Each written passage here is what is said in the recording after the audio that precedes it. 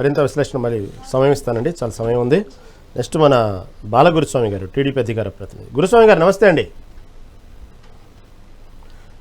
గురుస్వామి గారు, ఆంధ్రప్రదేశ్లో ఈ మున్సిపల్ కార్మికులు తమ డిమాండ్ల సాధన కోసం పట్టుబడుతున్నారు. అసలు ఏంది మున్సిపల్ కార్మికుల యొక్క సమస్యలేంది, దాని మీద ప్రభుత్వం ఎందుకు మొండివైఖరిగా వెళ్తూ ఉంది, ఏంది కొంచెం ఓవరాల్గా విశ్లేషిస్తారు.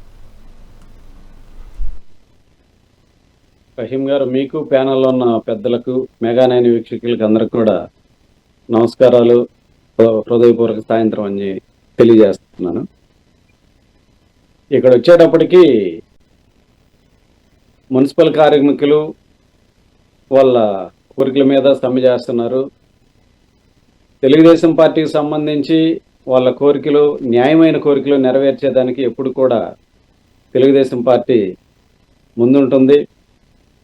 ఆ క్రమంలో వాళ్ళకి ఏమేమి కోరికలు, ఏమేమి సమస్యలు, వాళ్ళకున్న ఇబ్బందులు ఏంటి, ప్రధానంగా వాళ్ళకి క్లియర్ చేయాల్సిన ఏ విషయాల మీద క్లియర్ చేయాలనేది కూడా ప్రభుత్వం చాలా స్పష్టమైన వైఖరితో ముందుకెళ్తుంది. అందువల్ల రాబోయే రోజుల్లో వాళ్ళతో చర్చించి ఖచ్చితంగా వాళ్ళ న్యాయమైన కోరికల్ని తీర్చేదానికి ఇక్కడ కూటమి ప్రభుత్వం సిద్ధంగా ఉందని చెప్పి మీ ద్వారా తెలియజేస్తా ఉన్నాను. వాళ్ళతో చర్చలు జరిపి ఖచ్చితంగా వాళ్ళకి న్యాయం చేసేదానికి మా ప్రభుత్వం ముందుకు వస్తుందని చెప్పి తెలియజేస్తున్నాను మీ ద్వారా.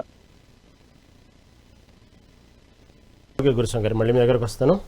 కత్తి వెంకటస్వామి గారు, కాంగ్రెస్ నాయకులు మందుబాటు సిద్ధంగా ఉన్నారు. వెంకటస్వామి గారు నమస్తే.